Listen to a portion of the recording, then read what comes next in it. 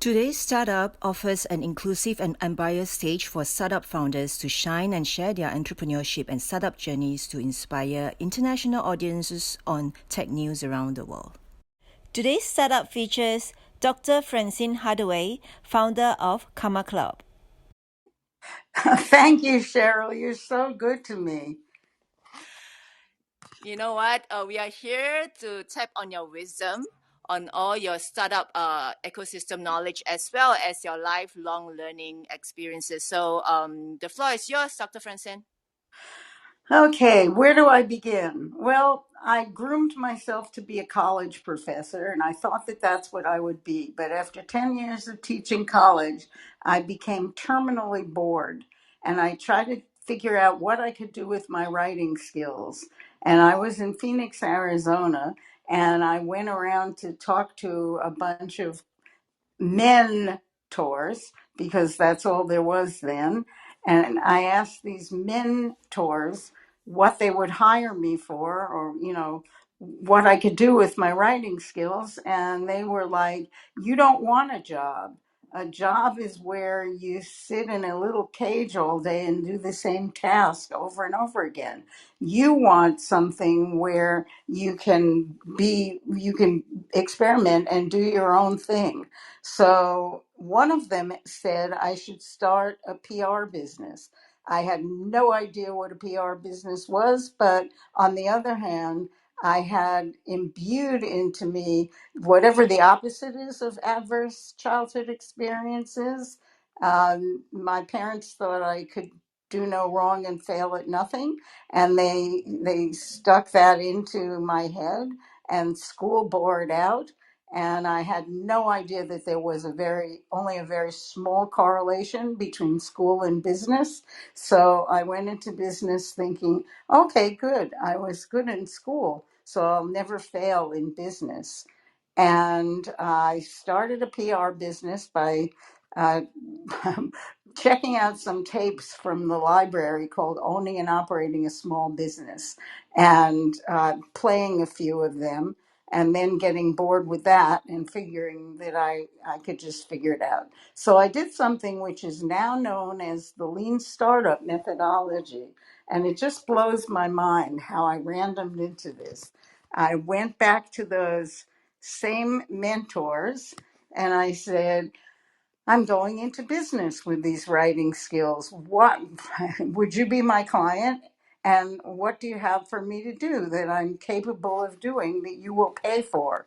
Which is exactly how we determine the problem that a startup is solving. And sure enough, even though they would never give me a job with my writing skills, they would hire me as a PR person. So I went into business, and my first business was called Hardaway Connections.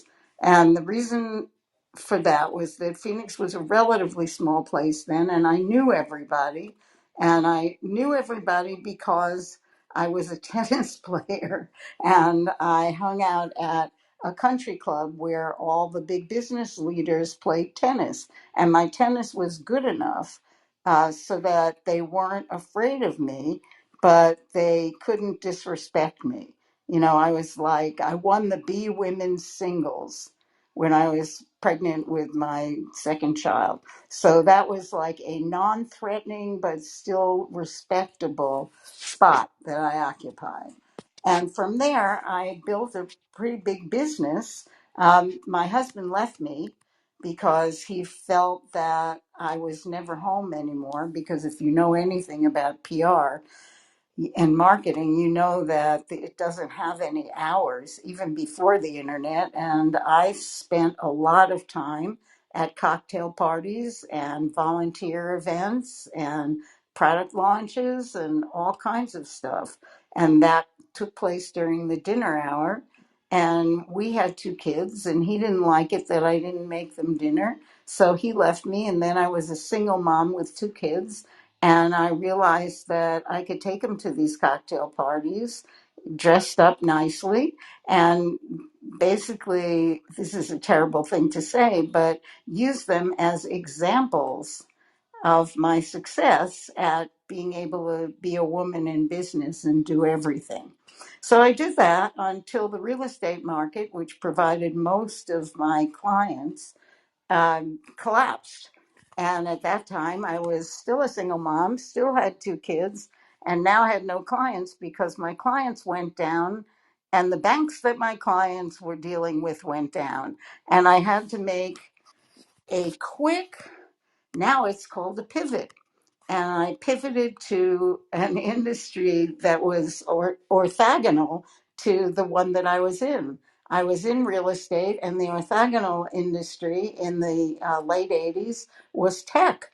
And so, and the part of tech that was easiest for me to access was healthcare, because electronic claims processing had just become required by Medicare.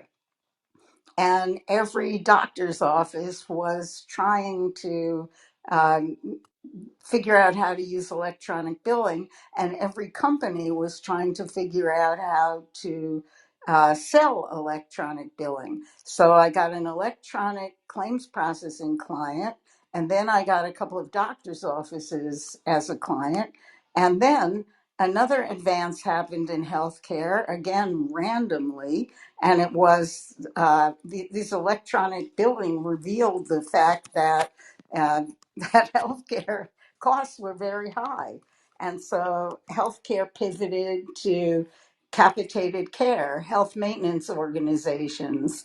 And because I was the only person in Arizona who knew about healthcare or technology, I I pivoted into representing the first health maintenance organization in Phoenix. And I did all that for a while. And then I realized that PR wasn't what a lot of them needed. They really needed sort of full scale marketing.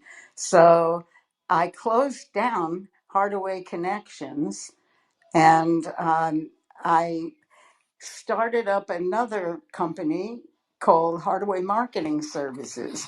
And remember, I bootstrapped everything because I was a woman. And I absolutely never could get a line of credit. I got my first line of credit for my business just as I was selling it. But up until then, I couldn't get a line of credit. And so I did what I now tell entrepreneurs to do. I used credit cards. I had as many credit cards as I could get my hands on. I serviced them well, and I used them to cover my cash flow shortages. So I ran Hardaway Marketing Services for about 16 years, 17 maybe. And then I just was over it. And about that time, Intel approached me because Arizona had now become much bigger, and Intel was looking for uh, marketing support in Arizona, where it had a lot of semiconductor operations. And I was the only person in Arizona who knew anything about tech marketing. So they called me and they said, we'd like to hire you. And I was like, you can't do that. I have a business. And they were like, well, what would it take? There were about 15 interviews in between one of these questions and the next, but I kept on going because I had never worked for anybody, and I wanted to see what could happen from working for a large company. And I had no idea what selling a business was, but Intel did. And so I said, I have 15 employees. And they said, fine, we'll take your employees. Well, I have a line of credit. Well, we'll pay off your line of credit. Well, I need a lot of equipment. Well, we'll give you the equipment. Well, we'll give you a signing bonus. Well, we'll give you stock options, which I didn't understand. Remember, I had been in business for over 20 years, and I really didn't know any of this, but I did know a lot about technology and how it was evolving because it interested me. And when I first went into business, I couldn't afford a secretary. So I got an Apple II, and an answering machine. And I had one of the first answering machines in Phoenix. And I had an outgoing message that said, trust the technology. This is the future, and it's better than your secretary. And I sort of forced my customers and the press and a lot of people that knew me to get into using answering machines, and later on fax machines, and later on personal computers. And I only did it because I couldn't afford a secretary. But I will say that in retrospect, looking back on myself, I was resourceful. I was determined never to starve. I think that was my main motivation. But anyway, at the end of the day, Intel bought my business, which meant I now know, and once again, in retrospect, that they acqui-hired me and my team for our talent, which is cool. It was fine. And I went to work in Intel for a year. The problem with that was that it was a pivotal year in the growth of the internet. And over in another corner of Phoenix, Ed was growing a 3,000 person organization called the Arizona Internet Professionals Association. And I was like, God damn it, I'm in Intel and I'm talking about semiconductors and clean rooms, and I'm wrestling, John C. Dvorak for press in electronics magazines. And what I really want to do is be in this very new area called the internet. And so I I approached Ed, who was in the process of discussing with some other people building a venture factory. And I said to Ed, me, I want to be your partner. And Ed said, and this is where Ed comes into the picture and he can start correcting me. He said, you don't need a partner. You're successful. You sold your business. You're known in the community. You really don't need a partner. And I said, oh, yes, I do. I am a short, middle aged woman, and you are a tall, young man. And I know enough about marketing and getting clients and women in business to know that I do need a partner. And so, and about, I don't know, 3 lunches later, Ed finally agreed to go into partnership with me, and that was in like 1999. And we have been helping each other out in business ever since, without one written agreement between us. We named the company, or Ed named the company, Stealth Mode, because at that time, companies that hadn't launched yet were considered to be in stealth mode. And so he thought that was a great name. I thought it was a dreadful name. It turns out to have been a terrific name. I was really wrong. And we started out being partners, helping other entrepreneurs succeed. And our vision was to be Switzerland, and to be the rising tide that lifted all boats. And our vision was also to bring the knowledge that was pretty much contained in Silicon Valley down to Arizona. And so when we got our first client, we immediately went up to Silicon Valley, and and because Bill Reichert is the nicest guy on the planet, and he really liked Ed and me because we put ourselves on the pitch deck as the CMO and the I don't know what you would call it today, Ed, COO, Chief People Officer. The Ed would be the person who built the culture, um, and sort of helped to operate the business. I would be the person who marketed the business, and we had an inventor, a founder, a young entrepreneur, and he had a partner, and so the four of us were able to raise. Uh, $350,000, I think, up in Silicon Valley. And we took that back from Silicon Valley. It just makes me laugh when I think back on it. And we took that back to Silicon Valley, and we ran into an Arizona group of people who had FOMO about not being in the venture capital business and were trying to get tax deductions or whatever they were trying to do. And they funded Opnics based on the money we had gotten from Bill Reichert. They funded us at $8 million. And Opnics was off and running.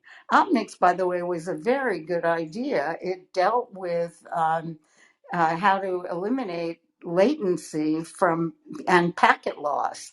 And you know, if you really think back to 2000 or 2000, yeah, 2000, you realize that that was a big problem in networks. We didn't have the kind of technology that we have now. So um, we started out building what you had to do in that day and age, a data center. And the big boys loved their big toys, and they bought all this heavy iron and signed a lease and took on a lot of fixed overhead. And when Ed started to complain to them about that, they threw both of us out. And then they just in the business by themselves. And Ed and I were standing on the sidelines watching as they went through $8 million in a year, and they built the most incredible data center for the time, and certainly in Phoenix. And I'm going to say maybe the first data center in Phoenix. Ed, do you think it was the first data center? Not the first, but the most chrome polished, or whatever the phrase is. Yeah, right, exactly. And at the end of the year, they didn't have any money left and they went away, and Limelight Networks bought the assets. You know, it's pretty Wow. funny to look back and remember that. But Dr. after the, Your what, story Cheryl? has been so inspiring so far. So, in short, what you have done is to be very flexible, very versatile, embrace changes, solve problems along the way, and very importantly, to find a very good partner like Ed. Very good partner. So, so in the next 20 years, Ed and I, armed with our knowledge from Opnics and his knowledge from his first startup, and my knowledge from my other two startups, in one way or another, helped actually lift Phoenix into a much more competitive place for tech companies. And I would say that Ed went off in another direction and began building companies, but I really loved, let's say, mothering them. And I've consulted, I'm going to say, 1,600 software companies, and I got paid a lot of healthcare and a lot of software, and we got paid at one point by every city in Maricopa County: Phoenix, Tempe, Scottsdale, Mesa, Maricopa. Everybody wanted these founder programs that we did. It was Ed and me, and then another guy as Ed got consumed in his own efforts. But I continued doing all that until COVID, and I was doing all that consulting, and then I switched it to my online life. And in my online life, I founded Karma Club, and I became a possessor of a Rally Creator coin, and I went heavily down the rabbit hole of cryptocurrency. So that's where I am today. Hi, everybody. Thank you so much, Dr. Francine. Dr. Francine, since Ed is here, do you like him to also comment about you, just maybe for 5 minutes, Of about course, how how his how his life has been working with you ever since knowing you? roller coaster. Go ahead, Ed. Ed, go ahead. Well, since the title of the room includes Karma Club, I often joke and often startled, but not overly surprised anymore, of how Francine lives in the just-in-time karmic universe. She has stepped up in such a big way to help so many people and so many businesses and so many organizations through the years that literally, like, whatever she needs just comes to her because she's like put so much good karma out in the world, and it's so inspiring to see that actually happen in real time.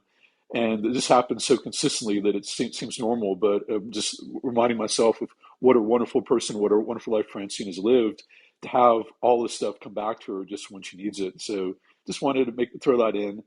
And beyond that, yeah, it's been a wonderful adventure. Francine has been venture mom to so many different entrepreneurs, so many different startups, so many different organizations. I think at one point she was like on the board of pretty much every nonprofit in Phoenix that had to do with entrepreneurship or technology. And not just on the board, but the founding board member, because everyone was like, "Oh, we totally need Francine," and it was just like a given that she'd be part of that. And there's so many more stories, but I'll stop there unless there's something else you'd like me to elaborate on or expand upon.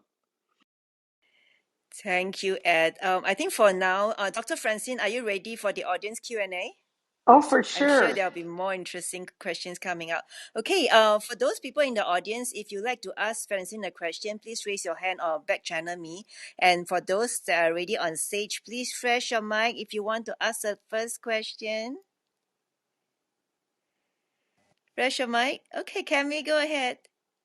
Thank you so much, Cheryl, Tyler, and Heyman for hosting this amazing room. I'm a big fan and admirer of Dr. Francine and love listening to her speak on Clubhouse and Ed as well. My question to you, Dr. Francine, is you are truly a pioneer in so many aspects, both personally and professionally. And even now, you're blazing a trail here on Clubhouse and also in your latest endeavor. My question is, where, if you could give 3 top tips that for anyone who is seeking to start up a company or be a pioneer in their space, whether it's, as you had said, you took your children to a cocktail party and just to show them that women Lots of cocktail parties. okay, many cocktail parties to show that a woman can be a single mother and successful professionally. And this is astounding. So, and you're riding the forefront of so many waves. If you had to give top 3 tips that anyone could apply from your major takeaways of your life experiences, what would those be? Well, first let me tell you that at one time my children knew not only the name, but the menu of every catering firm that worked on product launches and real estate openings in Phoenix. And they would come to dinner with me and they would say, "Mom, this is Christy Riding's food, isn't it?" And I would be like, "Yes." But anyway, the first thing that I would say is something that a friend of mine said to me, who is unfortunately no longer around, but he gave me 2 really good pieces of advice. One is just say yes. When someone asks you to do something or try something, just say yes and assume that it's all going to work out. And that is an attitude and a perception that I've carried through my whole life. And it's actually been amazing. You know, it's like how I um, came to go to India, you know, like all of that. It's very phenomenal just by saying yes. And the other thing that he said to me, which was equally good, was deals are like streetcars. If you miss one, don't worry about it. Another one will come along. So that would be 2 tips. And the third tip would be um, if you're going to be an entrepreneur, develop a relationship with the therapist in whom you believe. Because during all of my entrepreneurship travails, I had a therapist that accompanied me, And when I couldn't, when I felt like I couldn't do it anymore, I would go to his office and he would light some sage. He actually was an Indian healer type of guy. Um, and he would say to me, well, we just have to let you have some joy in your life. And that's the third tip. Don't forget the joy in your life. And also the line that he shared with you, which you shared with me, of it's not what happens to you, it's how you come to it, which That's is such a powerful exactly thing. exactly. It's not, well, there's a couple of those from him. One is it's not what happens to you, it's how you come to it. And the other one is what you look upon grows. So if you focus on, and that has become, that's like a 5,000-year-old piece of, Hindu or Buddhist wisdom, but it's worked itself into a lot of entrepreneurship training, and it basically translates into focus, and it's why everyone is trying mindfulness training in Th- business now. Thank you so much. Those are such great tips that anyone can employ, and I'm going to start putting that into use today. So thank you. Thank you, Cami. Thank you, Cami. Who wants to ask the next question? Flash your mic, please. Okay, if not, I will ask one. So, Dr. Francine, why do you call your club the Karma Club? I call it the Karma Club because I By the think, way, I pin it on top of you so that they can join the club. great, because I believe in karma. I believe that the world runs not on money so much as on what kind of energy you put out, because that's the kind of energy that you get back. And in my life, as Ed has already noted, that principle has worked very, very well. That, that and in Christianity, it's known as the Golden Rule, and we don't live in a world like that. And I started Karma Club because at the beginning of Clubhouse, all these guys were running these rooms that said, make $1 million in 30 days, buy my master class, buy my book, all of that type of stuff. And I really wanted to remind people that there were many other important things in life. And every week in Karma Club, we discuss an issue that is elsewhere discussed on Clubhouse, but we try, and often leads to toxic disagreement. But in our room, it never does, because my point that I try to make with everybody is that you have to try to put out what you want to get back. And this is next Thursday, the next second room we're having on climate change and health.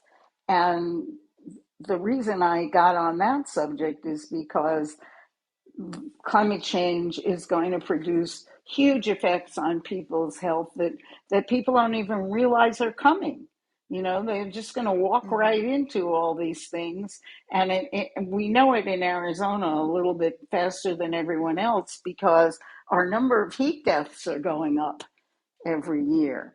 And that's going to happen to a lot of people.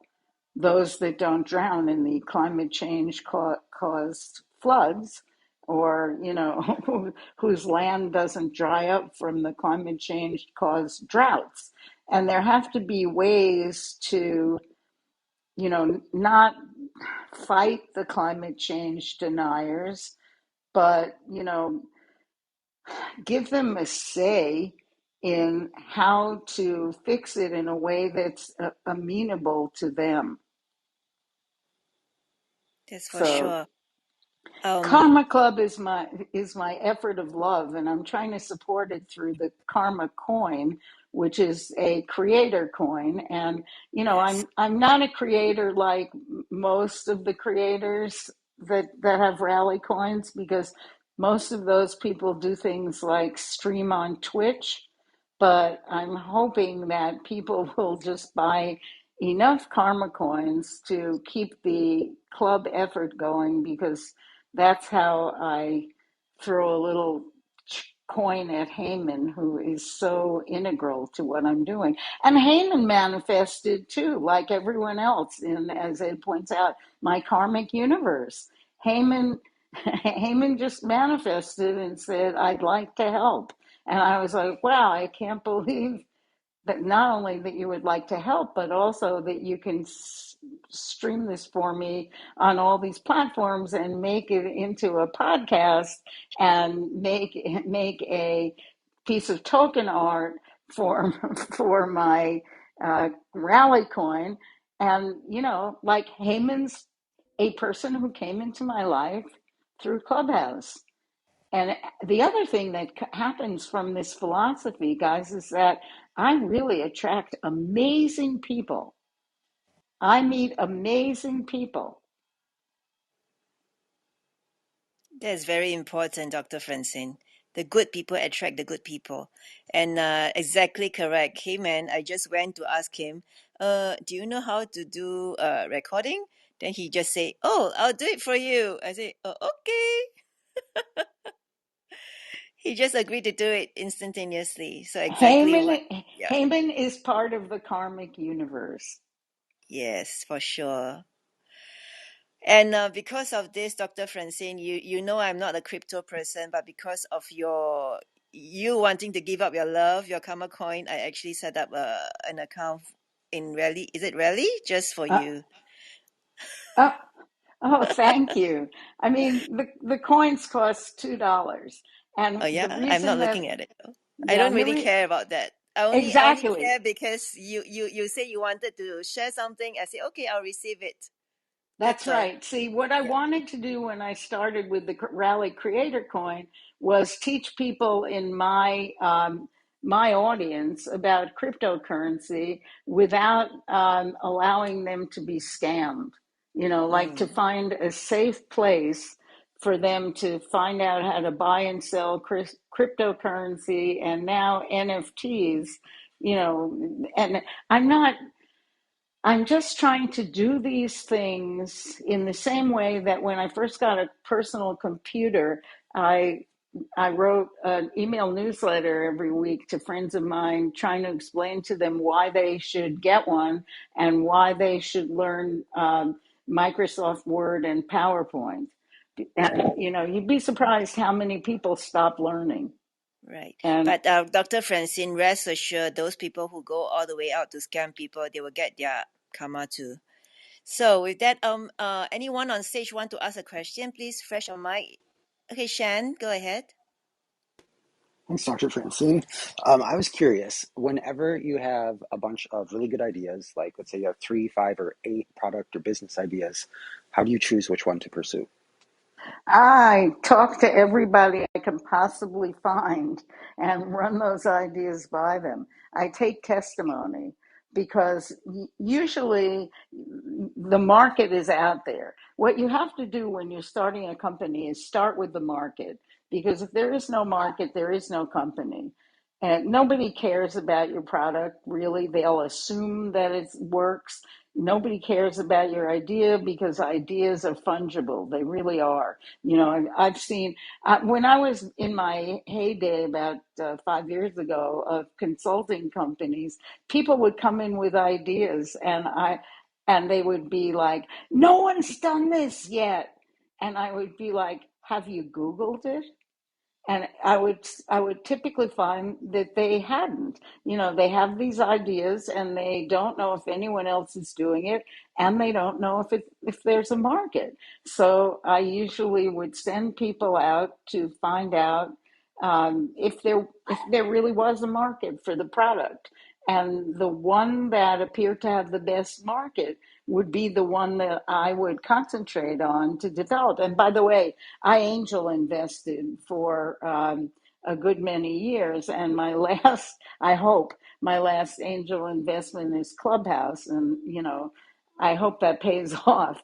But I, I angel invested for many, many years, and the way I chose my investments was by how the market responded. Oh, Because Dr. Francine, you are an investor of Clubhouse too. I am a very minuscule investor of Clubhouse, but yes, I am. And Congratulations. And I became an investor because I was using the product and I saw the market.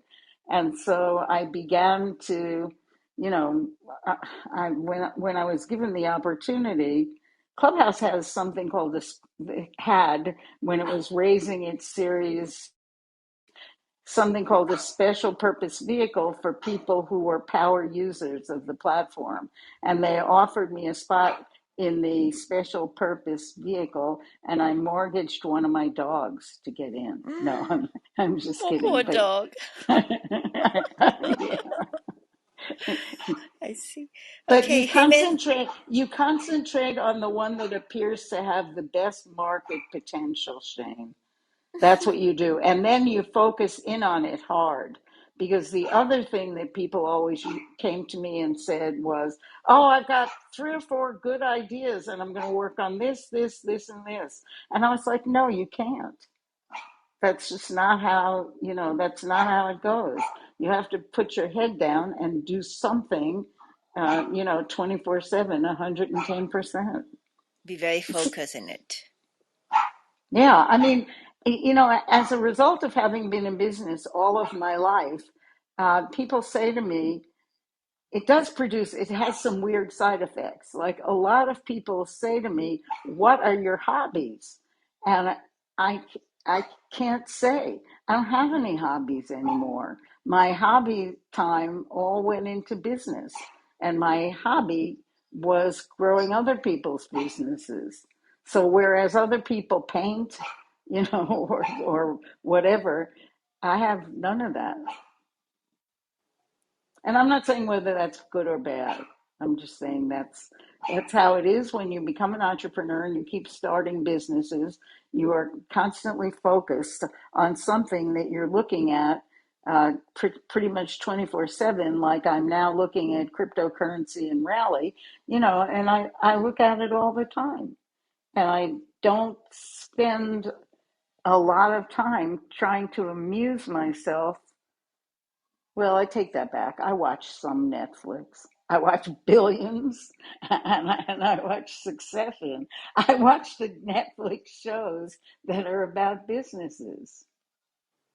And you're on tech news around the world too, Dr. And I Francine. spend a lot of time on tech news around the world, and I spend a lot of time on news, because I think those are important.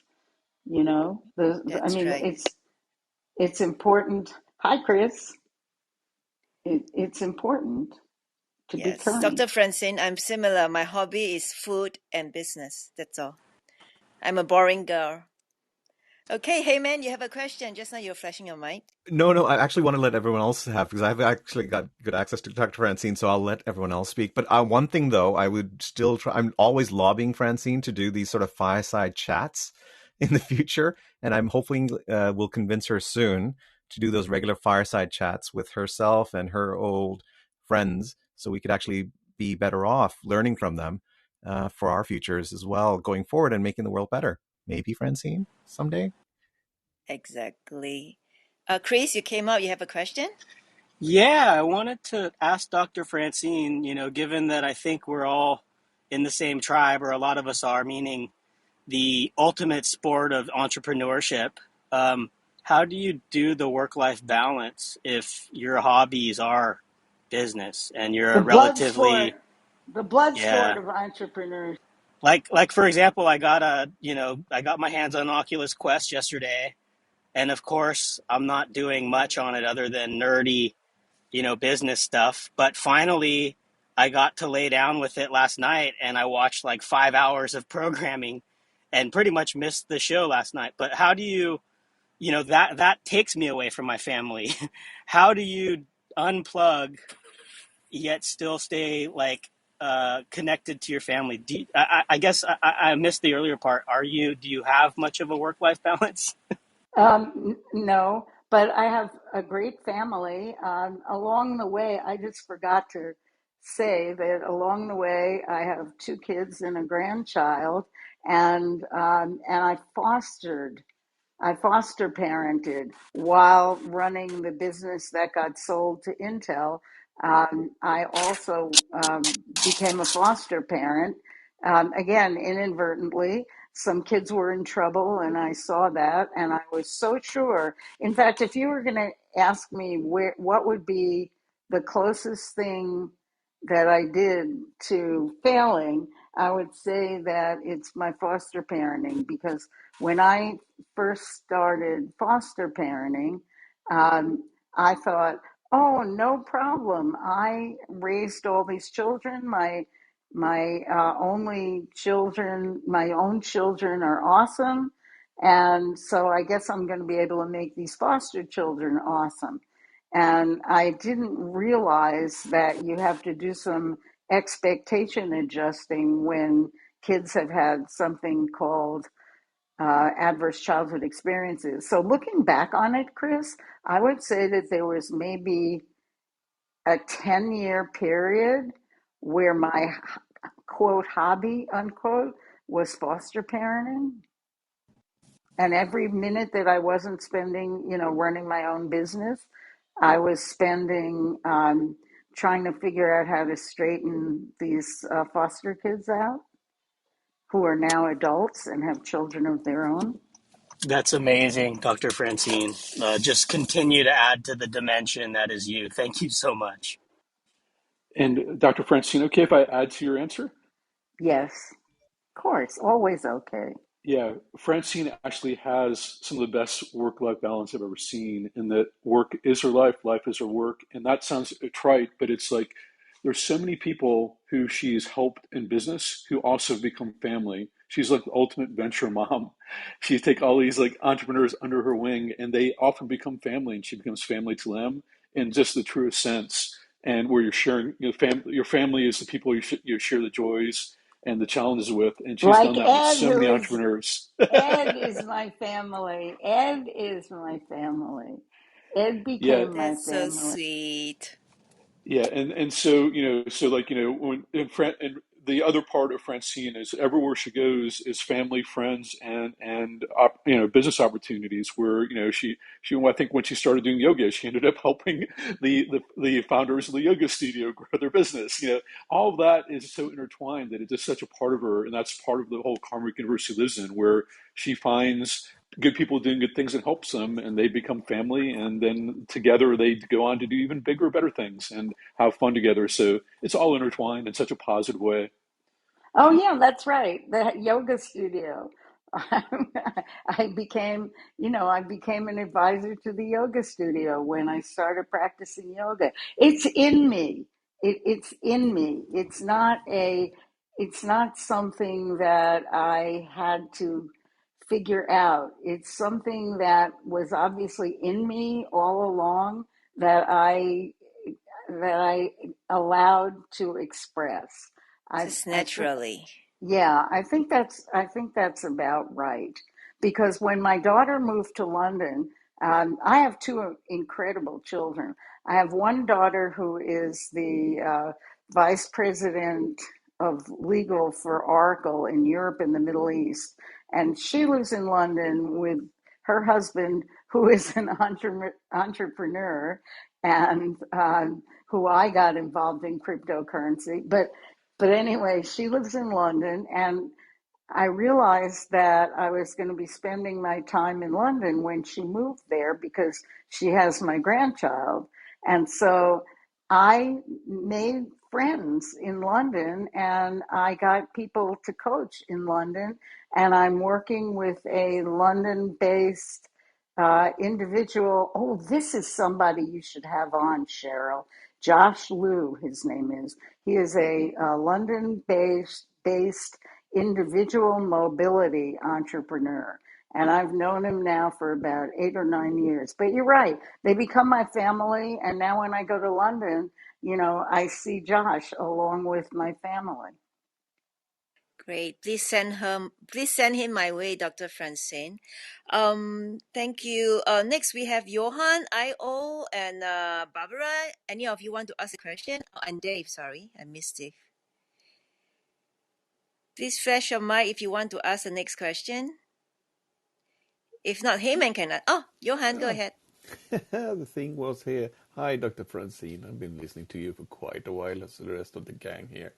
And a couple of weeks or a month ago or something, you posted on Twitter, everybody says they are a CIO. I've never been that. And I thought that was quite a humble ask for a work. But now when I listen to you, you've been very, very much more than a CIO. You end up. Well, I'm not looking for work. Work finds me. But you know, when you're on the planet long enough, you've done a great number of things. So the Yeah, CEO stands for Chief Everything Officer. it was more like she made a fun comment about she had never been a CEO, but Dr. Francine, you've been so much more than the CEO. It's more it's a yeah. I'm humbled by being in its vicinity. See, if you're me, you don't feel that way.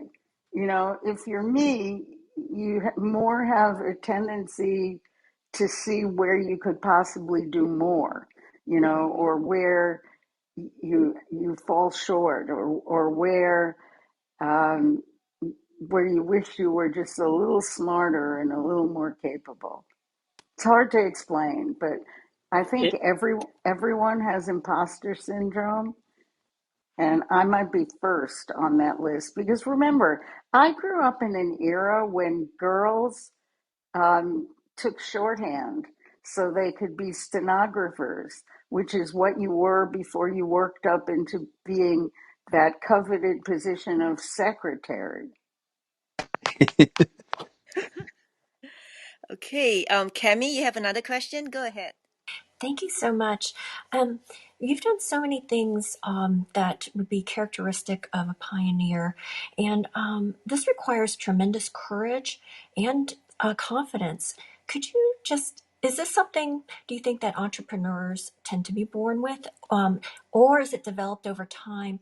Because I think everyone could benefit from maybe some tips you could share on if there were times you needed to muster your courage or confidence, and what are some things that you did? Every day. I mean, it's nobody really. Maybe it's a question of what is the meaning of courage. Because if courage is moving ahead in the face of great uncertainty, that maybe people should put that on my headstone, because that's what I did. I moved forward, you know, in the face of great uncertainty throughout my life.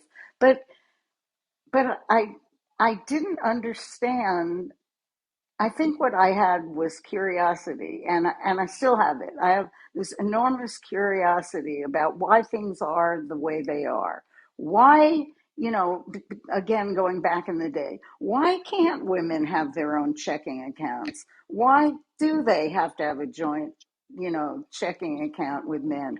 I invested in and lost money in the first women's bank in New York, you know, that was founded in the 70s with Gloria Steinem and Bella Abzug and all the women who were trying to achieve financial independence for women. But I sort of self-achieved it because I had to, and and and I didn't see why it wasn't possible. You know, there are a lot of things that happen in society just out of social pressure or social norms, or you know, some, you know, tradition, or you know, like, why can't women be entrepreneurs and get funding? And the answer is they can be. I also brought Golden Seeds, which is a woman's investment group, to Phoenix, because I didn't see why a woman couldn't run a company since I'd already done it. And in my mind, there's one thing that women do better than men, and that is stay in business. They may not make unicorns, but they do manage to stay in business. And there's there's great there's a great plus in that. You know, you don't always have to make a unicorn. You can just say, you know, I stayed in business. I was a taxpayer. I made children who are taxpayers. I gave jobs to people. And what's wrong with that? Nothing. I love that. Silicon Valley has these myths, and I fell into them, you know, just like everyone else. But it doesn't have to be that way. And Eh, there's an old, sorry, Cami, this is a quick addition. There's an old Bobby Kennedy quote of some people see the world as it is and ask why. Other people see the world as it could be and ask why not. And that describes Francine so well. She's always like, why can't we do this? Let's go do this. And that activation energy, that enthusiasm, that willingness to try something new is kind of made all the difference. And it's definitely inspired me because that was not how I historically am, but seeing how Francine does it and that this, let's go give it a try. Let's figure it out. It's so inspiring. I love that. And you know, when you mentioned your curiosity, I might say that that is something that you share with Steve Jobs because Sir Johnny Ive recently, on the 10th anniversary of Steve Jobs' death, put out an article in Wall Street Journal in which he described Steve Jobs as his insatiable curiosity was not limited or distracted by his knowledge or expertise, but rather it was practiced with intention and rigor. Yeah, All right. that's how I feel. That's how I feel. I want to learn things. Aaron, would you like to say something? Oh, Dr. Francine, I can just talk about you for hours. You are truly an inspirational hero of mine, a shiro actually. And this shiro has taught me so many things since I've joined the app and have come to know you and have been listening to you and feeling this inspiration throughout my whole mind and body, because you are embodiment of something that I aspire to be and a role model for all of us. Well, How you know that you easy. can be it. Aaron, you have the knowledge to be it. Because I know you too from the app, you know, and we've talked a lot and we're on a lot of the same page. And I think that you have the capability to give a huge gift to, you know, to the world through what you know and what you believe. And I think you should go for it. Yes, Thank you for your words of encouragement. Means a lot to me, Dr. Francine. Thank I you. believe so too. Barbara, you're flashing your mic? Yeah, Francine, we met many, many moons ago in Golden Seed, and I have invested in women entrepreneurs for my entire life, and they have been very successful. And you're right, they last. They last. It's not only about growth, it's about persistency, consistency, and really serving, their community or their clients, right? And Yeah, they and grow, and they grow it's as the well. amazing thing that you learn when you're, you know, when you look at the way Golden Seeds invests in the way and the way men invest. I'll bet you that Golden Seeds return rate is way higher than most Yes. male-led venture capital firms. Yes, they are.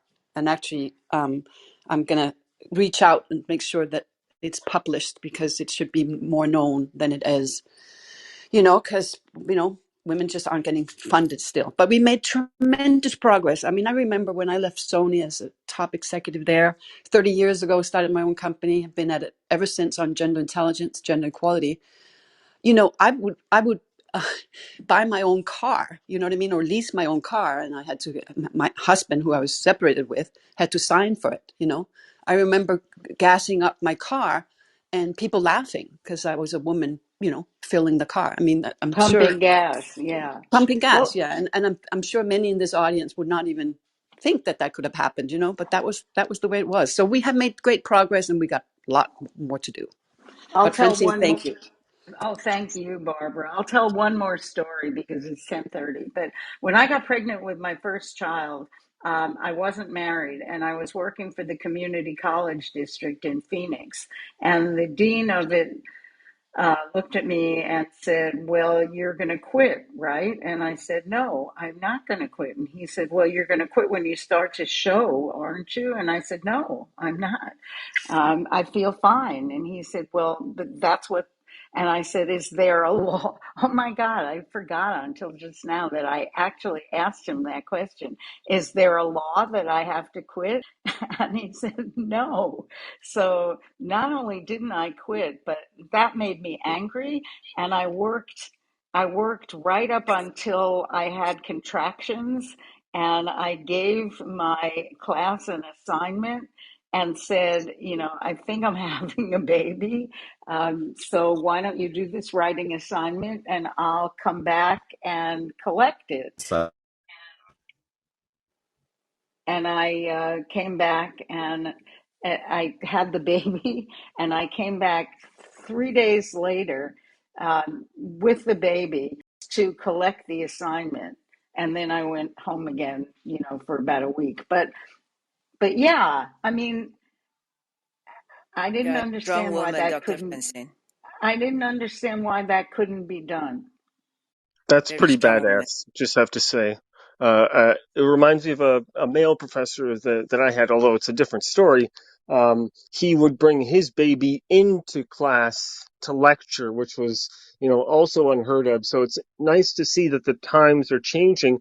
How do you see the time when you had that situation to now? Do you see big changes where Oh that my kind of God, stigma? yeah, now that please, I got thrown out of a restaurant for nursing. I I I really I guess I blazed the way for women, but I just kept on doing things with my children. I had a backpack and I carried Samantha, who was my first child, on my back so that I could nurse her. And I nursed her for 2 years till her sister Chelsea was born. I had to wean her to start nursing Chelsea, but I carried everybody on my back. No wonder my back hurts. But I carried everybody on my back in a backpack, and I nursed my children, and and I started a bank so that I could have my own checking account. I mean, things have changed eh, almost unbelievably, and yet most of the time, what I think of is, wow, there's so many ways in which things haven't changed. So Yeah. where I think they should have. So, but anyway, Right. yes, and I've done a lot of work on behalf of women because I think it's one of those truths that Kudos to you. should be self-evident. Women can. Right. Okay, Cami have the last question before we wrap the room. Cami, Thank go you ahead. so much, Cheryl, for your excellent moderation. Dr. Francine, on this topic, um, since I would imagine you may have experienced this because you were in industries that you were a trailblazer, like you said, when women were, if you were became a secretary, that was a major achievement. So breaking the glass ceilings, I would imagine, also incurs having to deal with detractors. And my question to you is, what advice do you have for women who are being harassed, whether at work or on social media, where men are speaking over them, where men are gathering other men to send um, notes to them that are unwanted, and all sorts of types of forms of harassment and stalking? What advice can you give? Well, everyone hated me, and I got, stalked and harassed and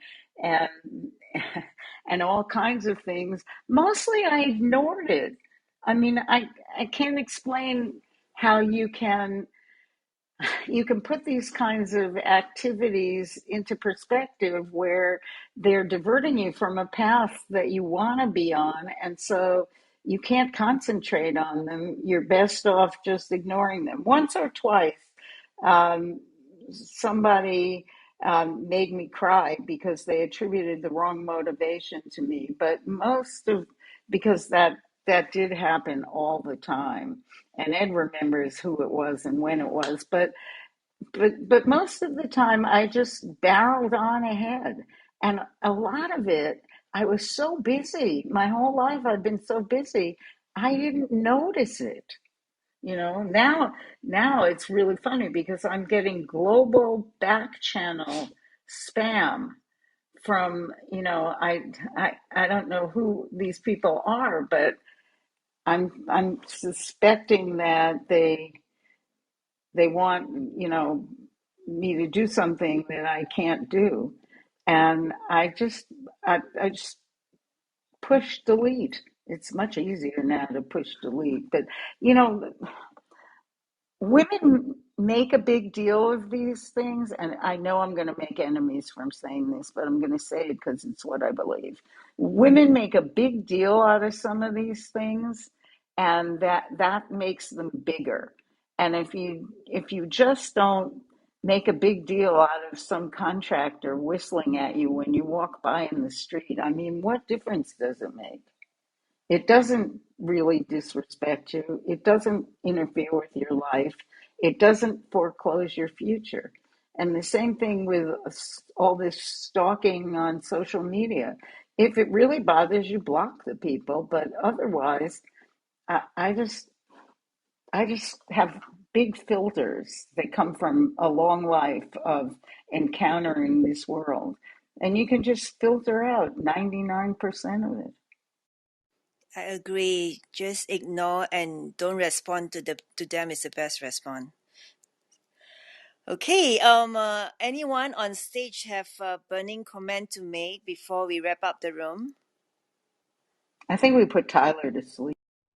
No. Tyler is always Just to say, there. Cheryl, just to say, I loved the stories at the start, Dr. Francine, especially about the kids, and yeah, I love just how you pressed on and made it happen despite the circumstances. So yeah, just cheering you on. Thank you. And what I would like is a copy of this recording so that I Yes, can send it to my children who lived through definitely. through it all with me. Yeah, we'll make sure it is done properly, and we'll send the link to you, Dr. Francine. So with that, the next room coming up is the blockchain room, hosted by Alexandra. It is already pinned on top of this room, so please click on it if you want to join the room.